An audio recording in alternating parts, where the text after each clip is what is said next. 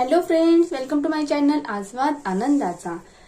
Previous lectures में हमने direct proportion and inverse proportion, इस चैप्टर में direct proportion, inverse proportion and partnership ये सारे टॉपिक पढ़े थे और वही कंसेप्ट यूज करके बहुत सारे एग्जांपल्स भी सॉल्व किए थे। उसी चैप्टर का आज हम लोग रिवीजन करने वाले हैं। सबसे पहले देखते हैं डायरेक्ट प्रोपोर्शन। देखिए यहाँ पे एक सर्कल है, तो हम लोगों ने क्या किया, सर्कल में एक डायमीटर निकाला। डायमीटर क्या होता है, जो सेंटर सर्कल होता है, सर्कल के सेंटर में से एक लाइन पास होती है, उसे हम लोग क्या कहते हैं, डायमीटर कहते हैं। तो ये सर्कल है, सर्कल में अगर हम लोग एक डायमीटर निकालते हैं तो सर्कल के 2 पार्ट्स होते हैं। तो यहाँ पे एक डायमीटर निकाला और कितने पार्ट्स हो गए, 2 पार्ट्स हो गए।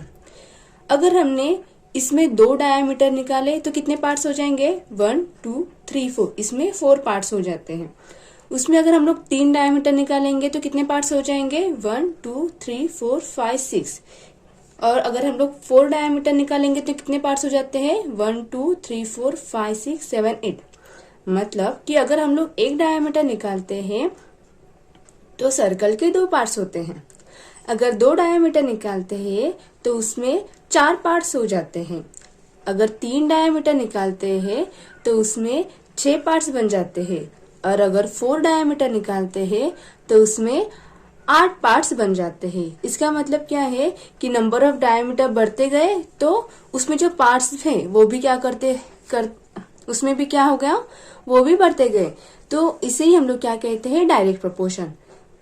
इसमें नंबर ऑफ डायमीटर बढ़ते गए तो उसी अकॉर्डिंग टू डायमीटर उसमें क्या हो गए, जो नंबर ऑफ पार्ट्स है वो भी क्या हो गए, बढ़ते गए। तो इसे ही हम लोग क्या कहते हैं, डायरेक्ट प्रोपोर्शन कहते हैं। अगर दूसरे वर्ड्स में कहा जाएगा तो क्या, एक चीज बढ़ती ही तो दूसरी चीज उसके साथ बढ़ती रहती है। ठीक है, अगर एक चीज बढ़ेगी तो दूसरी चीज भी उसके साथ क्या हो जाएगी, बढ़ती रहेगी। डायरेक्ट इम्पैक्ट हो जाएगा उसके ऊपर, तो उसे ही हम लोग क्या कहते हैं, direct proportion. Inverse proportion, inverse proportion में क्या होता है कि कंसिडर करते हैं एक एग्जांपल कि वहां पे 90 गड्ढे करने हम लोगों को, तो वहां पे कुछ वॉलंटियर्स है, वो क्या करते हैं, वो गड्ढे बनाने के लिए हेल्प करते हैं। तो वहां पे जो फर्स्ट डे था तो वो लोग क्या करते हैं, 9 वॉलंटियर्स आते हैं और वहां पे गड्ढे करने स्टार्ट कर लेते हैं। तो उन्हें कितने डेज लगेंगे 90 गड्ढे बनाने के लिए, तो कितने आ जाते हैं, यहाँ पे 10 डेज आते हैं। वही 90 गड्ढे बनाने के लिए अगर 15 वॉलंटियर्स आते हैं, 15 लोग आते हैं, तो फिर कितने दिन लगेंगे, 6 दिन लगेंगे।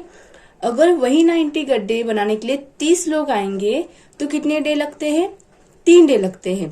तो यहाँ पे देखिए, जब पहले कम लोग थे तो बहुत ज्यादा दिन लग रहे थे, जैसे ही ज्यादा लोग आ गए दिन कम हो गए, और बहुत ज्यादा लोग आए तो और भी दिन कम हो गए। मतलब क्या होता है कि एक चीज बढ़ती गई, यहाँ पे नंबर ऑफ जो लोग थे, वॉलेंटियर्स थे, वो बढ़ गए, तो जो गड्ढे बनाने के लिए डेज लगते थे वो क्या हो गए, कम होते रहे।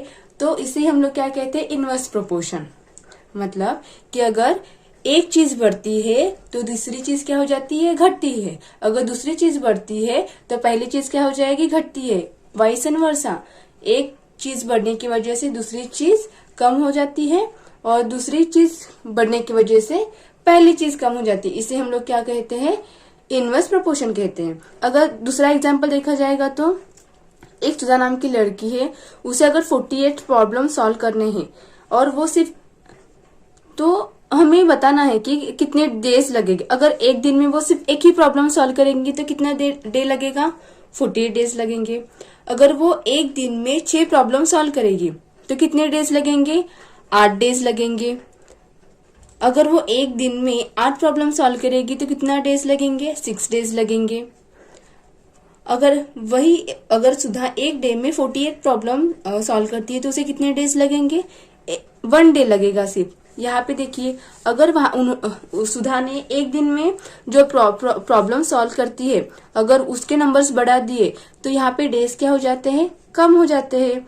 जब वो एक प्रॉब्लम सॉल्व करती थी तो 48 डेज लगता था, 6 प्रॉब्लम सॉल्व करती थी तो 8 डेज लगता था, 8 प्रॉब्लम सॉल्व करने लगी एक डे पे तो 6 दिन लगने लगे, और जब वो 48 एक ही दिन में सॉल्व करने लगी तो कितने दिन में हो गया, एक दिन में हो गया। मतलब जितने नंबर ऑफ प्रॉब्लम्स वो सॉल्व करना स्टार्ट कर दिया एक दिन में, जितने वैसे ही नंबर ऑफ डेज क्या हो गए, डिक्रीज हो गए। तो उसे ही क्या कहते हैं हम लोग, इनवर्स प्रोपोर्शन। जब एक चीज हम लोग बढ़ाते हैं तो दूसरी चीज क्या हो जाती है, कम हो जाती है। और जैसे हम लोग दूसरी चीज बढ़ाते हैं तो पहली चीज क्या हो जाती है, कम हो जाती है। उसे हम लोग क्या कहते हैं, इनवर्स प्रोपोर्शन। पार्टनरशिप यानी भागीदारी। कोई भी बिजनेस सेटअप करने के लिए सबसे पहले क्या लगता है, पैसे लगते हैं। तो वो उस पैसे से क्या करते हैं, और जो भी ऑफिस के लिए सामान लगता है तो वो हम लोग सामान खरीद के लाते हैं।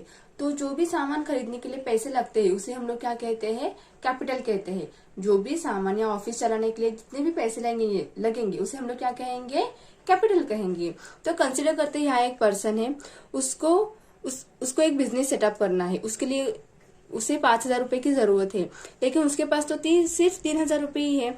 तो वो क्या करता है, जो अपने रिलेटिव या अपने फ्रेंड्स या ऐसे किसी पर्सन के पास जाता है जिसके पास पैसे है और उसे इन्वेस्टमेंट करना है।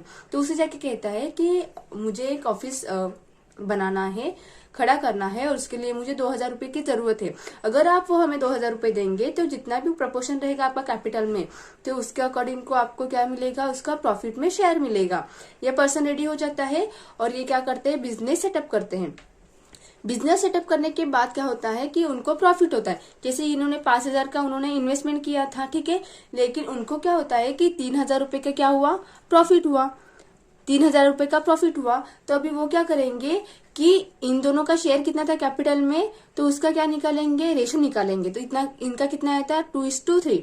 तो अभी क्या करेंगे, ये जो 3,000 रुपीज है वो क्या करेंगे, 2:3 के प्रोपोर्शन में इन दोनों में बांटा जाएगा। तो जैसे ही इसका बांटेंगे तो इस पर्सन के हिस्से में कितना आ जाएगा, 2 × 600। अब ये कैसे आया, देखो इन दोनों को मिला के कितना प्रॉफिट हुआ था, 3,000 रुपए हुआ था। तो हम लोगों ने क्या किया, जो प्रॉफिट है हम लोगों ने कंसिडर किया कि इन लोगों को 2x और 3x क्या हुआ, प्रॉफिट हुआ, इसलिए 2x + 3x लिखा। यहाँ पे जाएगा 5x = 3,000, 2x + 3x = 3,000। इन दोनों का सम करेंगे तो कितना आ जाएगा, 5x = 3,000। ये 5 मल्टीप्लाई में है, इक्वल टू के राइट हैंड साइड जाएगा तो डिवाइड हो जाएगा। तो कितना आ जाएगा, 3,000 / 5। तो इसका आंसर ये सॉल्व करेंगे तो कितना आ जाएगा, 600। तब ये क्या है, x की वैल्यू आ जाएगी। तो वो हम लोग क्या करेंगे, हम लोगों ने इसे 2x और 3x कंसिडर किया था, तो उसमें डालेंगे 2x। इस पर्सन का कितना था, 2x था। तो 2 × 600 = कितना आ जाएगा, 6 × 2 = 12। तो कितना आ जाएगा, 1200। 6 × 3 1800। तो उस पर्सन का खुद का कितना रहेगा, 1800, और जो दूसरा पर्सन था उसका कितना रहेगा, 1,200 रुपए क्या रहेगा, प्रॉफिट रहेगा। फ्रेंड्स, अगर आपको ये लेक्चर पसंद आए तो लाइक करें, शेयर करें और कमेंट करने के लिए मत भूलना। मिलते हैं नेक्स्ट लेक्चर में। Thank you for watching.